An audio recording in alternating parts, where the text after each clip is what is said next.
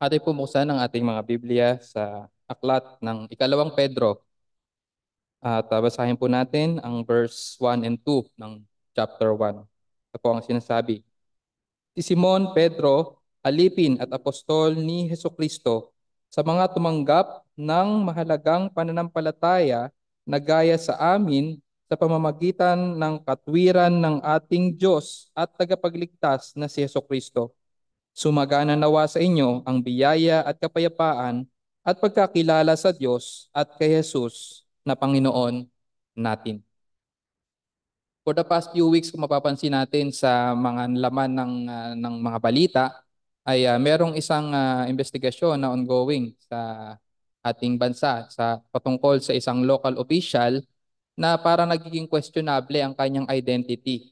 Paanong naging ang isang mayor ng bayan na inelect ng mga tao ay walang malinaw na pagkakakilanlan, walang malinaw na identity kung ano ang kanyang pinagmulan, sino ang kanyang nanay at tatay, at very important ang mga bagay na yon para sa isang local or Philippine elected official, no? Identity is important. Napakahalaga ng identity, no? Yung pagkakakilanlan. In the most government transactions, no, pag tayo'y pupunta sa mga opisina ng munisipyo, meron tayong mga transaction doon, you will be required to present a proof of your identity. Diba? Kailangan ka ng valid ID, no? And when receiving an important document sa bahay, like passport, no, yung mga birth certificate, even the courier, no, hahanapan ka ng proof of identity kung ikaw nga ba talaga kung ikaw ba talaga yung nag-request ng document na yon, na very important din. So, last time we started our partial introduction dito sa 2 Peter at in-identify natin, binigyan natin ng identity yung author nitong epistle na ito, and also the purpose of this epistle. We identify the purpose of this epistle na sinimulan natin last time, itong second epistle, no?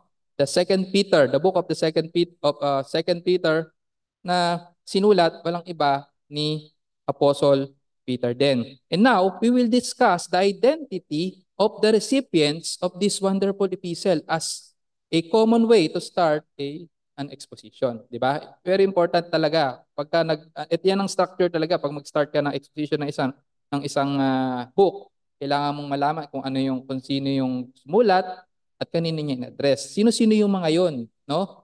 We have to know their identity and also the purpose kung bakit niyo na isulat.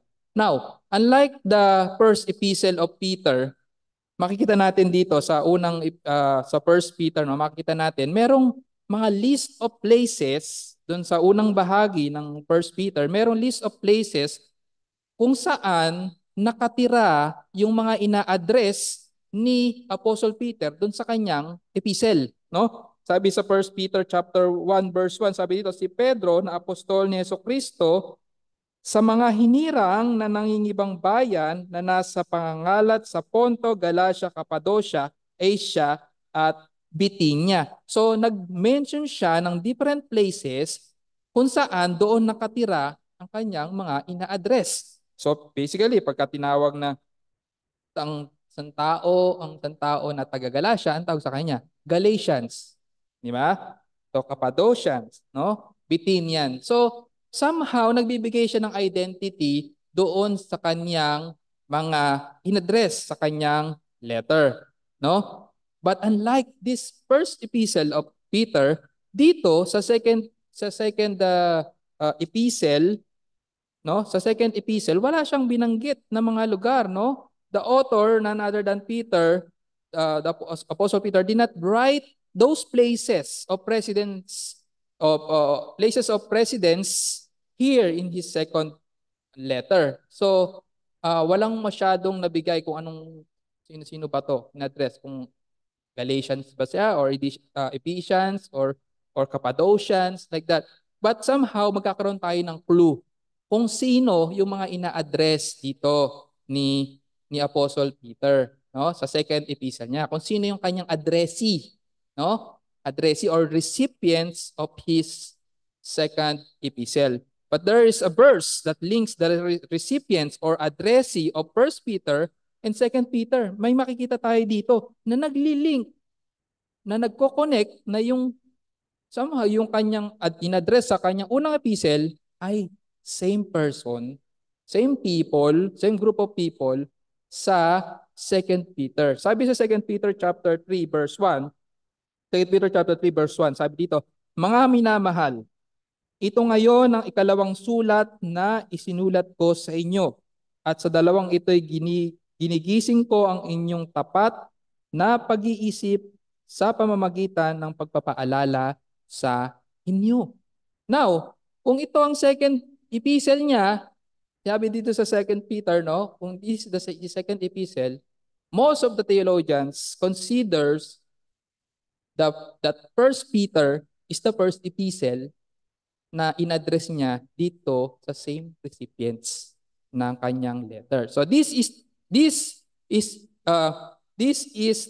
epistle. No, this epistle is the second letter of Peter to his readers. No? Same people, no? And it makes sense and it's more popular for many scholars to assume nga yung epistle na ito ay same people lang yung kanyang in-address. Now here, kung mapapansin natin, hindi nga siya nag-mention ng mga lugar, no? To assume na ang mga people ito ay mga Cappadocians pa rin, yung kanyang ina-address, or Bithynians, or ano nga. Dito, hindi siya nag-mention ng place, no? Here Peter is not interested in mentioning their locations. But mapapansin natin, he mentioned their spiritual identifications, no? Which the reader have in common with the apostle. Basahin natin yung second part ng verse 1 bilang bahagi pa rin ng ating introduction, no? Second part ng introduction natin dito sa epistle na ito. Sabi dito sa second part ng kanyang ng verse 1, sabi dito, sa mga tumanggap ng mahalagang pananampalataya na gaya sa amin sa pamamagitan ng katwiran ng ating Diyos at tagapagligtas na si Jesucristo. Now, meron tayong makikitang tatlong remarkable identity ng kanyang mga in-address dito or yung kanyang the recipients of his epistle. And I named them, number 1, the receivers. No? Sabi dito, sa mga tumanggap, no? The receivers. Pangalawa, the faithfuls, no? Sa mga tumanggap ng mahalagang mananampalataya, no? And number 3, the righteous ones, no? Sa mga tumanggap ng mahalagang pananampalataya na gaya ng sa amin sa pamamagitan ng katwiran ng ating Diyos at tagapagligtas na si Jesucristo. Now, ito yung tatlong point natin. The receivers, no? The faithfuls, and the righteous ones. So bago tayo magpatuloy, hilingin mo natin muli ang tulong ng ating Diyos sa ating pag-aaral. Aming Panginoong Diyos, kami po'y nagpapakumbaba, humihiling ng inyong awa upang gabayan kami sa aming pag-aaral sa umagang ito. Hinihiling namin, Panginoon, na gawin niyo, Panginoon, na kapakipakinabang sa amin ng mga mananampalataya ang inyong salita sa umagang ito. At higit na pakinabang din sa mga makakapakinig ng wala pa sa aming Panginoon Kristo at para sila ay maligtas sa pagpapahayag ng inyong ebanghelyo. Maraming salamat po aming Panginoon. In Jesus' name we pray. Amen. So number 1, sino-sino ang mga in-address ni or recipients or readers dito ni Apostle Peter sa kanyang epistle? So number 1, they are the receivers. The receivers. Paano natin masasabi na they are the receivers? Ang sabi dito, to those who have received. Sa ating sa English natin, no? Minsan minsan Tagalog, minsan English ang ating babasahin, no? So, sabi dito sa 2 Peter, to those who have received. To those who have received. Now, receiver, they are the receivers.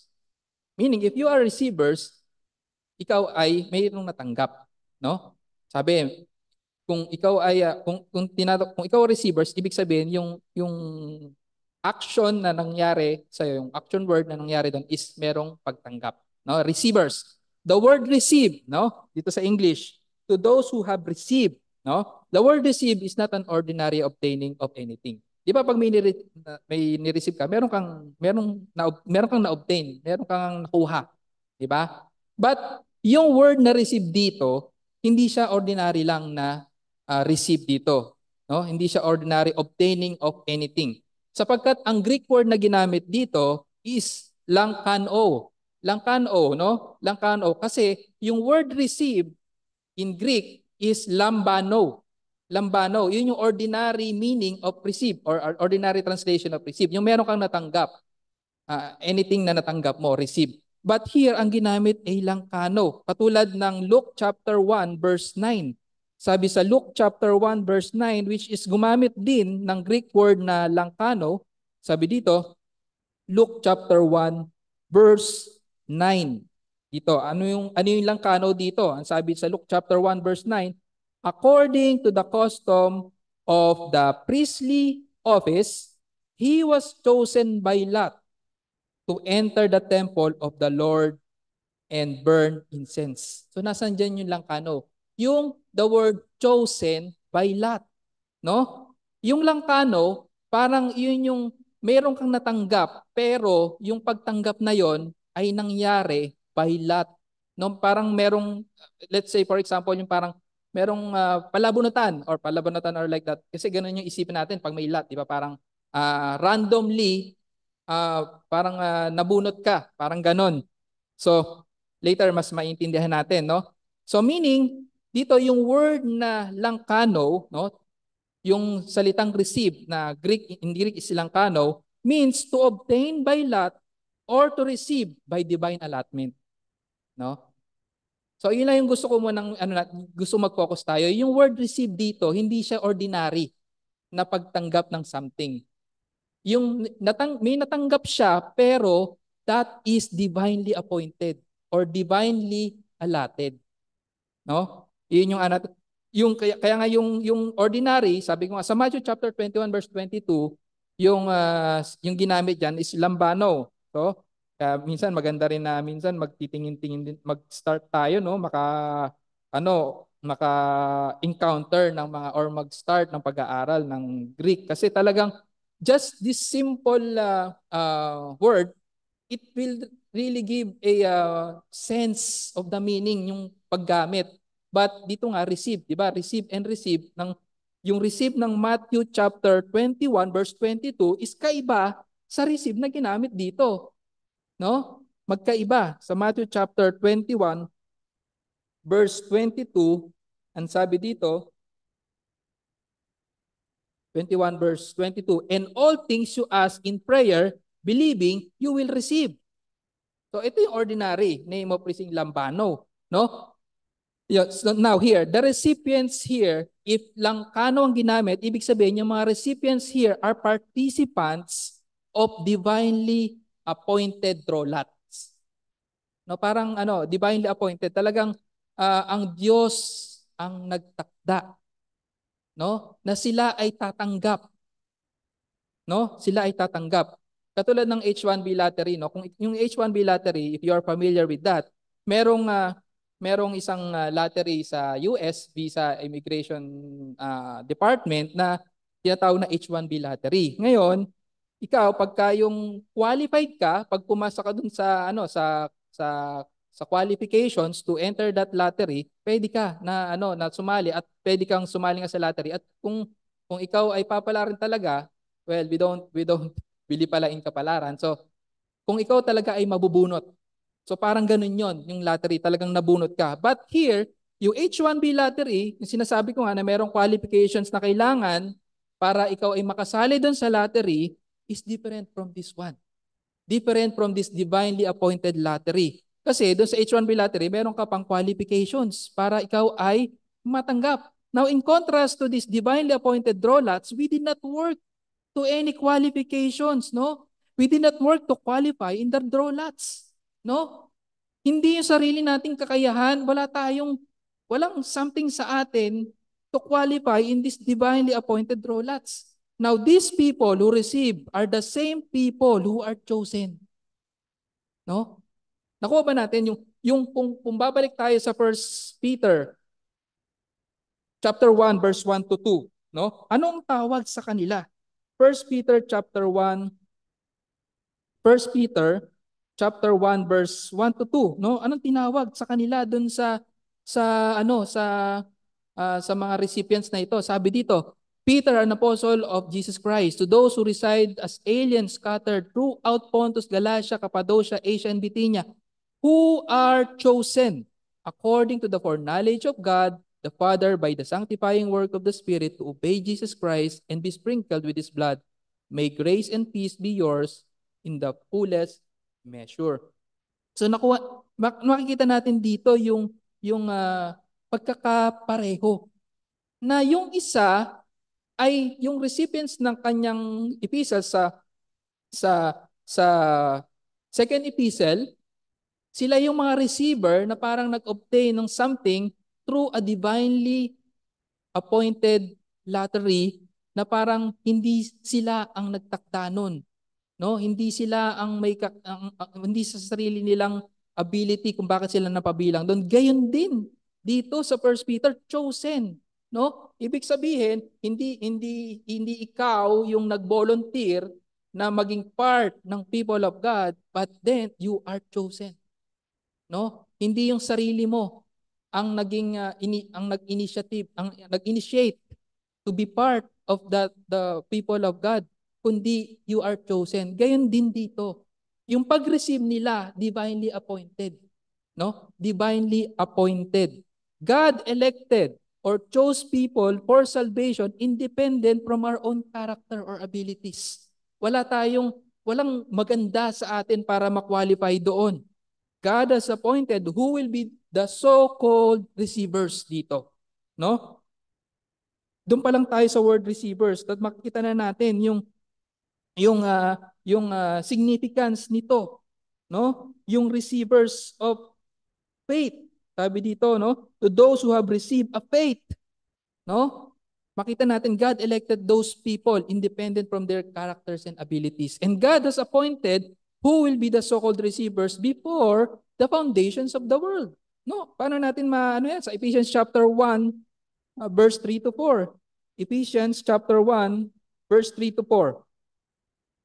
Sabi dito, Blessed be the God and Father of our Lord Jesus Christ, who has blessed us with every spiritual blessings in the heavenly places in Christ, just as He chose us in Him before the foundation of the world, that we would be holy and blameless before Him in love. No? So, ang Diyos ang nagtakda, ang Diyos ang pumili.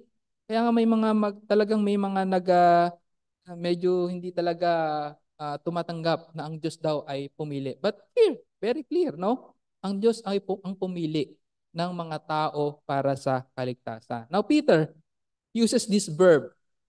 He uses this verb to indicate that man receives his faith from God in accordance to God's will. No? God's will, yon, na ikaw ay makatanggap, maging participant in receiving this precious faith. No? No, this precious faith para sa iyong kaligtasan upang ikaw ay ma-enable, no? To believe by faith. No? God determines the result also. No? Kung ang Diyos ang nagtakda kung sino ang mga tatanggap, that means He is also the determinant of the result. O paano ang magiging resulta ng kaligtasan in the end. God determines the result of who will be the recipients of faith sovereignly. Oh? This reminds us that faith does not originate from ourselves, but it is a gift. No? It is a gift received. No? Participants lamang tayo ng divinely appointed allotment. No? Yung pagtanggap natin ng pananampalataya, our ability to believe is God's appointed, divinely appointed gift for us. Divinely allotted from God. Now, ano nga yung natanggap nila? Yung pananampalataya. Ito yung second point natin. That's why we call them faithful. No? Faithful. No? Sabi doon sa ating text, to those Sabi sa ating text, to those who receive, no? To those who receive a faith of the same kind as ours. A faith of the same kind as ours. Now, I call these recipients or addressees as faithful. No? Now, how do we understand yung word faith dito? No, paano natin to iintindihin? Yung to those who have received a faith, no? Paano natin intindihin yung the word faith dito? Now, yung sinabi dito, yung faith daw dito ay kapareho ng natanggap ni Peter at and along with the other apostles, no?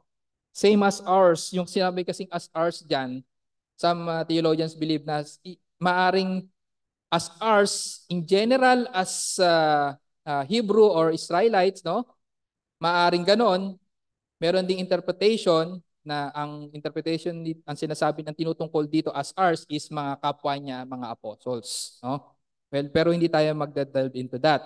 Ang gusto nating bigyan ng pansin dito yung word faith. Now, faith can be interpreted dito either objective or subjective. Eh, ano nga ba yung objective and subjective faith? Yung objective faith refers to a body, no, of Christian truth formulated. Ito yung mga doctrines, no, creeds, confessions, na ating mga natututunan, no? And mostly sa pulpit when we preach, may kasama talagang doctrine, no? Hindi po pwedeng walang kasamang preaching ang doctrines ang isang preaching, no? Talagang merong harmony ang doctrine and practical what do you call this, applications ang mga preaching. No? So yung mga doctrines, creeds, and confessions, ito yung sinasabing body of Christian truth na tinatawag nating objective faith. This is the knowledge about God and His revelation.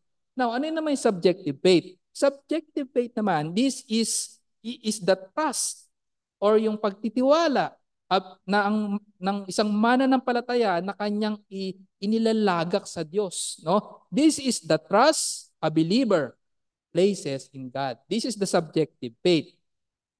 Now, scholars divided sa meaning nitong faith na to. Kung ano ba talaga, objective ba o subjective ang gagawin natin. Now, some for objective sense, but meron din naman na subjective sense. No? Now, para sa akin, I'm convinced to favor the subjective interpretation. No? Subjective interpretation of faith dahil kung susundin natin, kung kukunin natin yung konteksto ng verse, ng same verse, sabi dito, no? To those who have received a faith of the same kind as ours by the righteousness of our God and Savior Jesus Christ. Kung kukunin natin yung konteksto ng righteousness at i-relate natin yun sa faith, mas favorable ang sense of interpretation yung faith dito in a subjective sense, no? Kasi paano ba nagiging righteous ang isang tao? Sa pamamagitan ng pananampalataya. No? Kung ikaw ay nagtiwala kay Kristo, nagsisi sa iyong kasalanan, ikaw ay dadamitan niya ng kanyang katwiran. At doon ka nagiging righteous. Di ba? Kung iyon ang kung iyon ang ating gagawing interpretation, iyon nga po ang ating ginagawang, kung baga doon tayo convinced, no? That faith here, using the context of righteousness mentioned in the same verse, ay mas favorable sa subjective sense ng salitang faith. And pangalawa, by the fact that God only grants subjective faith. No? Ang Diyos ang nagbibigay ng pananampalataya. Kaya nga sabi natin kanina dito, divinely allotted. Divinely given. Ang Diyos ang nagbibigay ng subjective faith. No? Although the objective faith, the body of knowledge comes from the word of God, ang word of God din naman ang Diyos talaga ang nagbigay niyan. But here, para hindi lang tayo magkaroon ng confusion, let's draw the line na objective faith ay body of knowledge, no? Body of knowledge about the truths of God na pwedeng maposes ng kahit sino, no? Kahit hindi mananampalataya na pwedeng matutunan yung ating mga pinag-aaralan. Di ba? Even yung mga ibang relihiyon, talagang pinag-aaralan din ng Christianity. No? para nga naman na meron sila daw na kahit papaano background, no? Somehow nakukuha nila yung objective faith. Natututunan nila yung body of knowledge, revelation about God na na-reveal sa kanyang salita. Now, the concept of righteousness here, kaya nga sabi ko, yung concept of righteousness is closely linked to subjective faith. We only become righteous through faith in Christ. Philippians chapter 3 verse 9. Philippians chapter 3 verse 9. Ang sabi sa Philippians chapter 3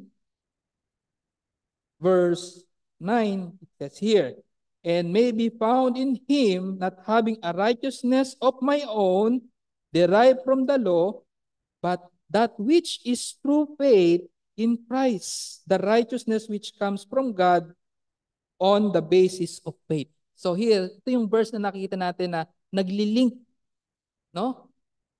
Yung righteousness coming from Christ that is not our own is linked with the faith, no, that we profess in Christ, no?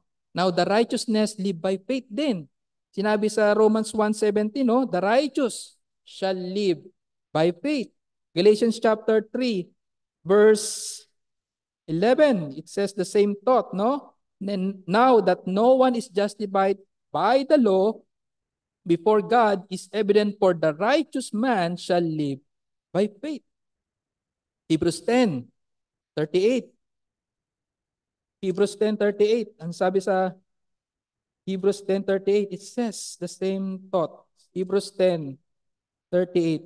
Sabi dito, but my righteousness, one shall live by faith. And if he shrinks back, my soul has no pleasure in him.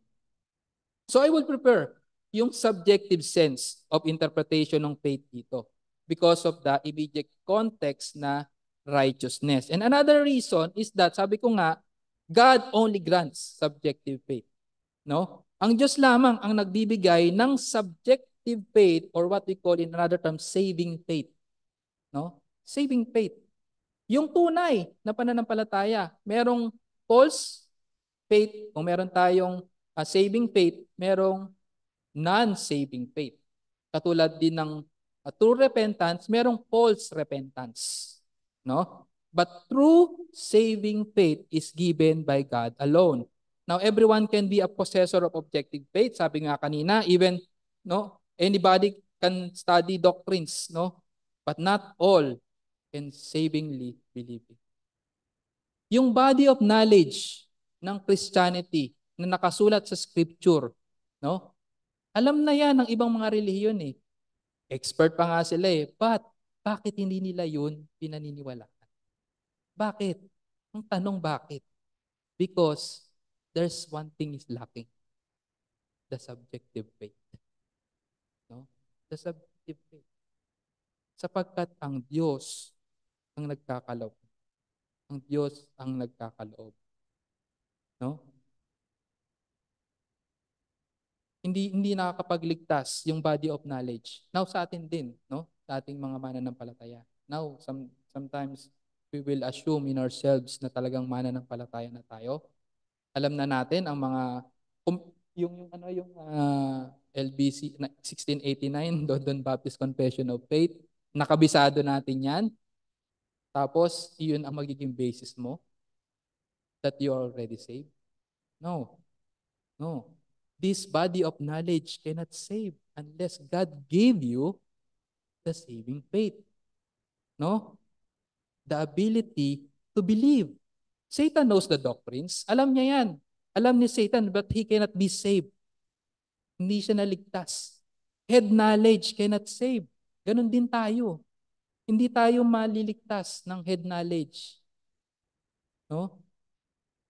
This faith that saves is not acquired actively. Pagdating dito sa saving faith, passive tayo dito. No? Binigyan lang tayo. Hindi natin to na-acquire sa ating sarili. No? Not innate to natural man. Itong saving faith na to, no? Yung subjective faith, it is a gift given. No? Ephesians chapter 2 verse 89. Alam natin yan. Na tayo ay naligtas sa pamamagitan ng ang kaligtasan ay biyaya lamang, no? Salvation is by grace through faith. Ephesians chapter 2, 8 and 9. Sahin natin, no? For by grace you have been saved through faith. Yung faith dito, no?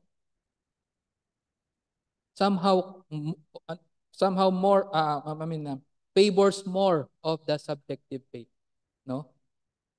Favors more of the subjective faith. It is a gift, no? A gift.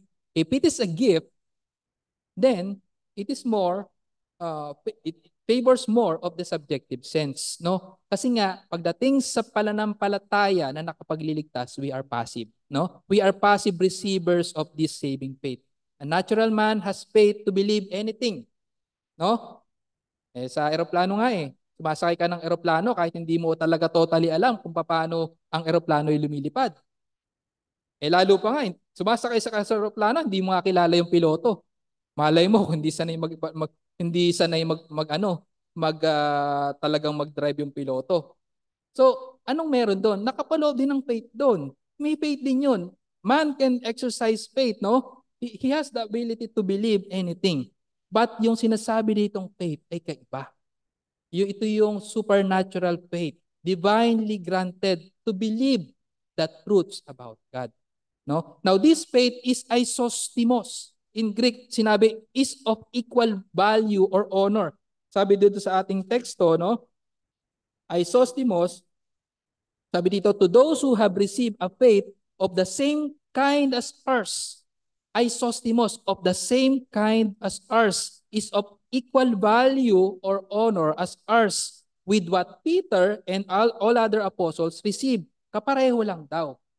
Now, bakit? Papaano? In what sense? No? Dito makikita natin, there is no distinctions between believers. Pagdating sa pananampalataya, no, there is no distinction between believers. All sinners, lahat ng mananampalataya is in equal footing. All sinners who are saved, no, are saved by grace through faith. Iisang pananampalataya lamang ang nag-grant sa lahat sa atin na naligtas. No? At ang pananampalatayang iyon ay ang pananampalatayang nakapagliligtas, no? Ephesians chapter 4 verse 5, no? I believe na remember na pa natin yung exposition ni Pastor Jeremiah diyan, no? About sa unity ng iglesia. Ephesians chapter 4 verse 5, one Lord, one faith, one baptism. Now, I believe na natandaan natin na dinescribe niya rin yung objective and subjective faith diyan, no? Pagdating sa mga mananampalataya, iisang klase ng pananampalataya lamang ang nag-grant para tayo ay manampalataya or maniwala or magtiwala sa Panginoong Diyos para sa ating kaligtasan. Gayun din, kaya nga there's no distinction na. Walang distinction. Yan ang sinasabi sa atin. Equal footing ang lahat ng mananampalataya. Ano man ang lahi mo. Galatians chapter 3 verse 28, anuman ang iyong estado sa buhay, pagdating sa mga mananampalataya, equal footing ang lahat sa faith na natanggap. Galatians chapter 3 verse 28, there is neither Jew nor Greek, there is neither slave nor free man, there is neither male nor female, for you are all in one in Christ Jesus. So there's no distinction. Dahil dito, sa pananampalataya na ito na nai-grant sa atin, no? Now, how do we know? Tanong ngayon, now how do we know if a person possesses this kind of saving faith? Paano ngayon malalaman? Subjective nga ito di ba? Subjective. Yung objective pa, maaring maging obvious yun maging mag-manifest yung objective Bakit? Di ba kung ang isang tao maraming alam, he can stand in this same pulpit and preach the word of God. No? He can stand in this pulpit and preach the word of God. Now, paano matetest na ang isang tao nga ay napagkalooban ng tunay at nakapagliligtas na pananampalataya? Now, James chapter 2 verse 8 will help us, no? Sa James, no? Sa book of James, makita natin na matutulungan tayo. James chapter 2 verse 8. Sabi dito, if, however, you are fulfilling the royal law according to the scripture, you shall love your neighbor as yourself. You are doing well. So, nakita natin na parang may sinasabi dito na parang fulfill, no, ng law. Now, makita natin dito yung kahalagahan, or makita natin dito yung relevance ng good works pagdating sa pagmanifest ng tunay na pananampalataya, no? Na nakapagliligtas. It teaches us that a person who savingly places trust o nagmanifest ng subjective faith, no? Who place his trust to Christ will surely bear good works. Good fruits ang sinasabi, or yung the fruit of the gospel, no? Yung bunga ng kapahayagan ng Diyos, no? At true faithful, ang tunay na mananampalataya will surely bear fruit. Will surely bear fruit and will grow in faith 100-folds. No? Walang tunay na mananampalataya na hindi mamumunga, na hindi kakitaan ng bunga. This growth is evident through our good works, no? Now, it is impossible that a person claims to have faith in Christ but no manifestation, no? Walang manifestation. When the gospel is preached, no? And the person is saved by grace through faith, there should be a transformation. Merong pagbabago from self-righteous condition to humble, selfless, repentant heart. Yan ang kauna-unahang manifestation ng true saving faith. Doon sa kanyang pagiging self-righteous, na iniisip niya sa sarili niya na kayang maligtas ng sarili niya ay wala naman akong ginagawang masama, no? Ako ay mabuting tao, no? Ako ay ligtas dahil sa aking mabubuting gawa. About self-righteousness, obviously.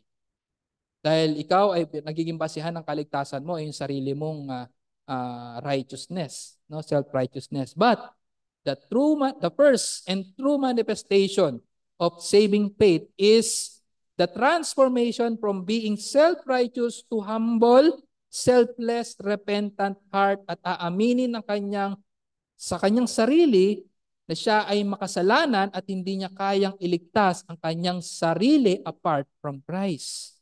No? Now, if there is none, kung wala ito, no? Ang tanong bakit? No? Maaring dapat the church should consider whether he has preached the true gospel. Iyon ang problema kasi, no? Yung mga fruits na ito ng true saving faith na dapat inaasahan sa mga mananampalataya because ang church ay nagpabaya in preaching, no, the true gospel of Christ. Hindi talaga nagbunga, no, ng tunay na pananampalataya, or hindi nakakitaan ng bunga ng tunay na pananampalataya. No? Bakit? Let's say for example, kung ang preaching mo sa church, kung ang preaching sa church ay puro lamang patungkol sa how to be victorious, mga how-to's na yan, and without touching, no, the biggest problem of man, which is sin, and the holiness of God, no, addressing the sin of man, and at lalapatan ng solusyon, no,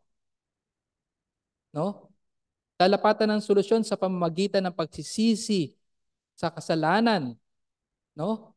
Iwanan ang self-righteousness at pananampalataya kay Kristo lamang para sa kaligtasan, at pagpipreach na merong talagang pagtuligsa sa kasalanan at paglalapat ng opposite grace sa mga kasalanan na iyon, no? Kung walang mga ganun, paano na? Paano magkakaroon ng tunay na kaalaman ang mga tao patungkol sa manifestation ng tunay na pananampalataya? No? Walang chance, no? Walang chance para saliksikin ang sarili kung sila nga ba ay nasa tunay na pananampalataya. Example nito, no? Example nito, from hating the gathering of the saints, ang isang tunay na mananampalataya, he will come from hating the gathering of the saints to loving it. Gustong-gusto niya na makasama ang mga tunay na mananampalataya kagaya niya. Pero kung walang ganon, questionable ang pananampalataya ng tao. Yun. Pangalawa, meron pa. Merong thirst, merong hunger sa Word of God, no? At kinoconsider niya yon bilang rest ng kanyang kaluluwa. Sabi ko nga kanina, di ba? Yung recent lang ng Pope ng malaking iglesia is gusto 8 minutes lang daw yung preaching, di ba? So kasi nga daw nagiging boring na paglakpas na 8 minutes. So ano implication nun? Ang implication nun, no? Kung nagiging boring sa'yo, lumakpas lang ng 8 minutes and 5 seconds yung preaching, boring na, ay may question yun sa puso ng taong nakikinig ng preaching. Maaring talagang wala siyang pagmamahal sa salita ng Diyos. No? Ang worshiper daw ay maboboard. Maaring hindi siya true worshiper. No? Sapagkat ang essence or centrality ng true worship is the preaching of the Word of God. Di ba? Kung walang pagmamahal, kung walang transformation, no? From love, from hating the Word of God to loving it and considering it as the rest of His souls, maaaring questionable ang pananampalataya. Another, from prayerlessness to prayerfulness. Di ba? Saliksikin natin ang ating mga sarili, mga kapatid. No? Kung tayo ba ay nagkaroon ng paglago sa mga bagay na to? Did we see fruit, no, sa mga bagay na to sa atin kung tayo ay tunay na mananampalataya? Mapapansin natin, ito yung mga fruits na from emotional, mental, and physical level. Emotional, di ba, nagkaroon na ng pagmamahal, no? Talagang, hindi naman natin talaga nidi-disregard ang emotion pagdating sa Christian, yung talagang manifestation of true Christian love. Diba? Yung emotion talaga, importante yan. No? Talagang meron ka ng pagmamahal.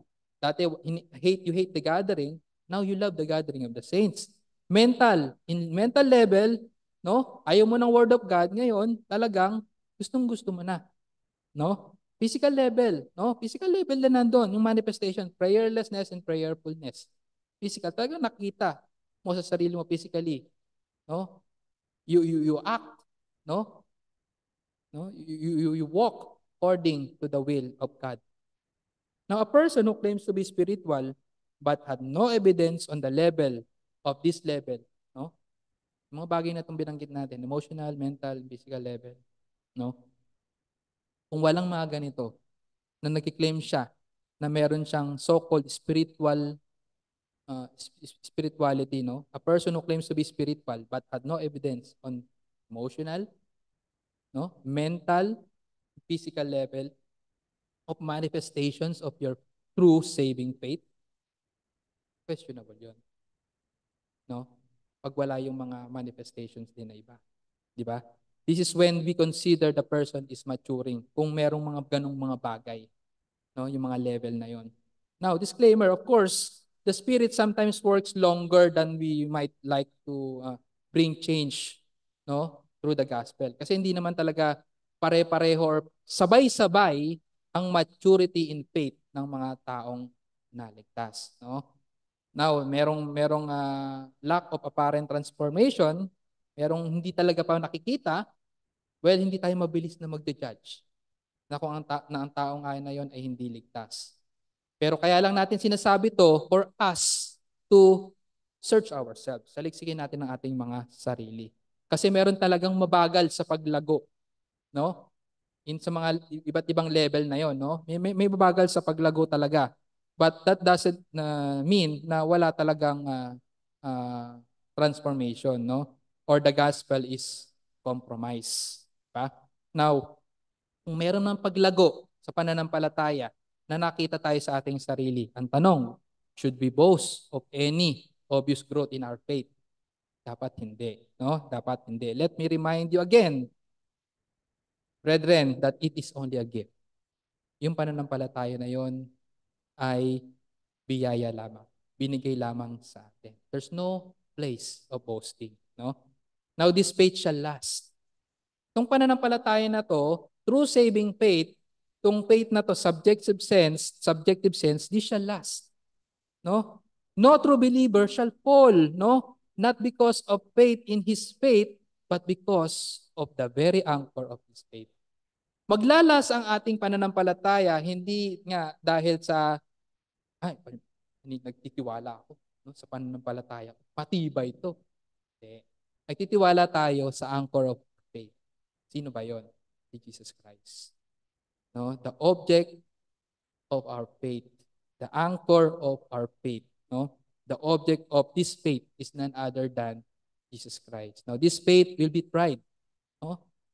Sabi ko nga, this faith shall last, but not until the end.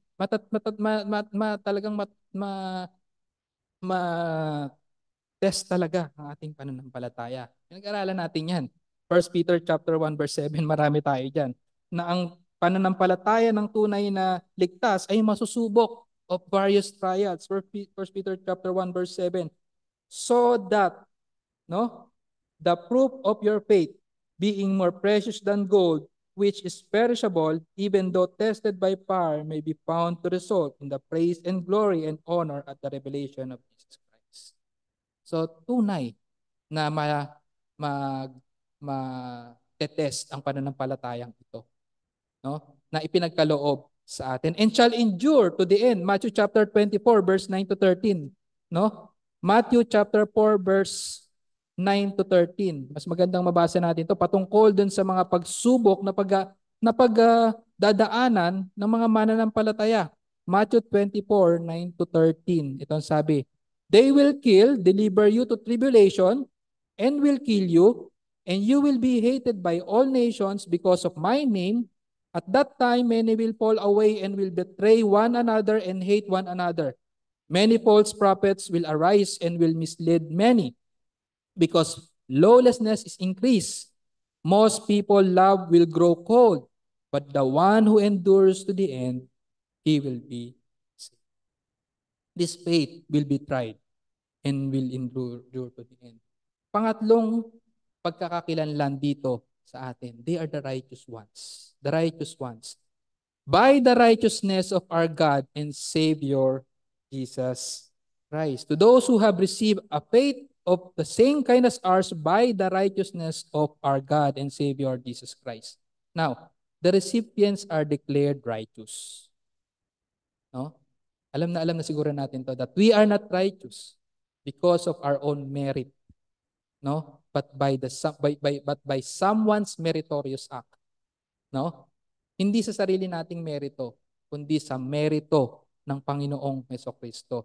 The only satisfactory meritorious righteousness is of Jesus Christ alone. Yung righteousness na katanggap-tanggap, no, sa Diyos Ama is yung righteousness ng Diyos Anak na idinadamit sa mga magtitiwala sa Panginoong Hesukristo, ang Diyos Anak. Now, this places all Christians on equal footing nga. Sabi ko kanina, spiritually. We approach God by the righteousness of our God and Savior Jesus Christ. So makita natin dito, no, talagang pinagdiinan ang divinity ng Panginoong Hesukristo. Ang sabi dito, to those who have received a faith of the same kind as ours by the righteousness of our God and Savior Jesus Christ. Pinagdiinan dito ang divinity ng Panginoong Hesukristo. That's why we approach God the Father in prayers, no, through God our Savior Jesus Christ. No? Hindi sa sarili nating righteousness, sa righteousness ng ating God and Savior, Jesus Christ. This is Jesus Christ, no? That's why pinagdiinan nga nito, Jesus Christ is God. No? Sabi dito, our God in original text, no? Here, Peter gave emphasis on the divinity of Christ. He is truly God, an infinite being who accomplished this righteousness, no? And therefore, it must be of infinite value. Yung righteousness na ito, na idinadamit ng Panginoong Jesucristo sa mga mananampalataya. No? Infinite ang value nito. Ito ang natatanging righteousness, no, na kinakailangan natin na kinakailangang idamit sa atin upang humarap sa Diyos na banal, banal, banal. No? In accomplishing this perfect, satisfactory, meritorious righteousness, ang Panginoong Jesucristo, He became flesh and dwell among us. Kaya nga kinakailangan na magkatawang tao ng Panginoong Jesucristo.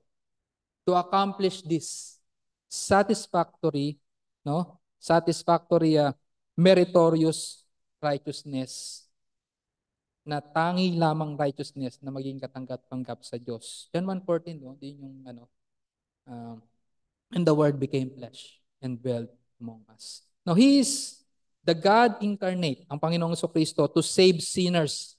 And therefore, He is the Savior. He is the Savior. If He is the God incarnate to save sinners, He is the only Savior, no, of sinners. This phrase clearly speaks about the humanity of Christ. Makita natin, if He is a Savior, He must be human. 100% human. No? About the humanity of Christ. No? He is both God and Savior. If a Savior, He must be God. 100% God, 100% human. No? Christ was born to save His people from their sins. Matthew chapter 1 verse 21, pinakita ito. Sinabi dito ang purpose ng pagkatawan tao ng Panginoong Jesucristo. Matthew chapter 1 verse 21, napakalinaw ng purpose ng pagdating ng Panginoong Jesucristo dito sa mundo. Matthew chapter 1 verse 21, ang kausap ng anghel ng Panginoon, si Jose, sabi dito, she will bear a son, and you shall call his name Jesus, for he will save his people from their sins. Now, he is the Savior of those sinners. At sino-sino yon? Yung mga mananampalataya. No? He is the Savior of sinners to those who will believe. John chapter 3 verse 16. Diba? Ito yung nakukuhang nawawala tuloy sa konteksto. No? Parang, for God so loved the world, nag-focus sa world, pero hindi nag-focus doon to those who believe, no, in His name. John chapter 3 verse 16, no? John 3:16. For God so loved the world. Sabi dito, no? For God so loved the world that He gave His only begotten Son, that whoever believes in Him shall not perish but have eternal life. Jesus, the Savior, no, is the Savior of those who will believe, no? And as they believe, yun yung exercise of this subjective faith, as they believe, He clothed them with His own righteousness. No? The righteousness made us forensically holy before God. No? Yung righteousness ng Panginoong Jesucristo, kung titingnan niya tayo ng Diyos Ama, dahil dinamit yun sa atin, kung titingnan tayo forensically, no? Tayo ay matuwid. In our salvation, we were made clean from our sins by the blood of Christ shed on the cross. Our sins were imputed to Him, and His righteousness imputed to us. Yun yung tinatawag nating the great exchange, no? Yung ating kasalanan sa Kanya at ang Kanyang katwiran sa atin. No? Now, what should be our response? No? Patungkol dito. Siyempre, we glory in the imputation of Christ's righteousness and perfect law-keeping. We glorify God. We glorify Christ, no? Sa kanyang pag-impute ng kanyang righteousness sa atin. And in His perfect law-keeping in our behalf. Sapagkat kung tayo talaga ang magsara ating sarili para tayo ay maging matuwid, totoo naman, kung ating perfectly gagawin ang kautusan, tayo ay magiging matuwid. Ang problema, hindi natin kaya. Hindi natin kaya yon. Ang Panginoong Jesucristo lamang ang nakagawa. Kaya, ang kanyang katwiran ay idinamit sa atin in His perfect law-keeping in our behalf. Now, anong mga application natin dito? For us believers, we may say, no, that we know Christ. We know Christ and believe Christ existed. Born of the Virgin Mary. Yung mga confessions, di ba? Believe that He is God. No? That those things that we learn no? Yung mga bagay na inalalasan natin, natutunan natin, objective faith 'yon, no? Importante 'yon. Importante yung objective faith sapagkat yan talaga yung magga-guide sa atin into right practice, no? Doctrines will guide into right practice. Importante 'yon. Pero hindi 'yun ang nakapagliligtas. Ang nakapagliligtas is yung true saving faith in subjective sense na ipinagkaloob mismo ng Diyos. Head knowledge cannot save. Mga kapatid, inuulit ko. But the question is, do you really believe that He is God and Savior by faith? No? Matetest yan. Matetest yan sa atin kung tayo nga ay tunay na nananampalataya na ang Diyos, ang tanging Panginoon, ang si Kristo ang ating Panginoon at sariling tagapagligtas. Now, head knowledge cannot save us, although it is vital to know God based from His revelation in the Scripture, because what we know about God will result of what we will do, no, for God. No? Still, we are reminded, i-remind tayo that we are not saved by the objective faith, that we possess, no? That if we possess this subjective faith, we receive, ay magbubunga talaga yon. Makakitaan talaga yon ng bunga. Kung talagang we possess this subjective faith. God gave this ability to believe in Him and exercise faith. No? The faith that is required for salvation is subjective. Yon, yung passive faith. And there are ways to test, no? If we are really a receiver of that divinely obtained, no? Divinely allotted subjective faith of that true subjective faith. Subjective faith. Now, this faith flourishes, no? In times of trials, no? James chapter 1 verse 2 to 4. Let's read once again from James. Na talagang ang faith and pag na test, James chapter 1 verse 2 to 4. Sabi, consider it all joy, my brethren, when you encounter various trials, knowing that the testing of your faith produces endurance, and let endurance have its perfect result, so that you may be perfect and complete, lacking in nothing. And that faith shall endure to the end. Now, we are made righteous not because of our own exertion, of our own ability, but by imputation. By imputation. Hindi natin sariling righteousness. Ang righteousness ng Panginoon sa Kristo lamang. Our sins to Him and His righteousness to us. Now, sa mga kaibigan natin na wala pa sa Panginoon sa Kristo, sabi sa John 3:18, no? Binasa natin John 3:16 kanina, no? Sa John 3:18 says, whoever believes in Him is not condemned, but whoever does not believe stands condemned already, because they have not believed in the name of God's one and only Son. Now, my friend, this is the bad news for all. Apart from Christ, apart from the true saving faith in Christ, no? Everybody stands condemned. Now, kung hindi ka tunay na nananampalataya kay Kristo, no? You belong to these people who are condemned, bound for eternal judgment in the fiery furnace of hell. Now, ang tanong, are you in Christ right now, my friend? Totoo nga ba that you are a Christian? Only those who savingly repented. Yeah, ito ang hamon. Only those who savingly repented, no? Savingly repented, ibig sabihin yung true repentance, no? Siya yung na-convict, kinonfess niya sa kanyang sarili na siya ay nagkasala of this kind of sin, talagang niname niya ang bawat kasalanan na iyon, no? He is convicted, he confessed, at nagkaroon ng change. No? Tunay na pagsisisi, tatlong siya. No? Conviction, confession, and change. No? Only those who savingly repented of their sins and placed their trust. Yung pag-place ng trust, yun yung exercise of true saving faith.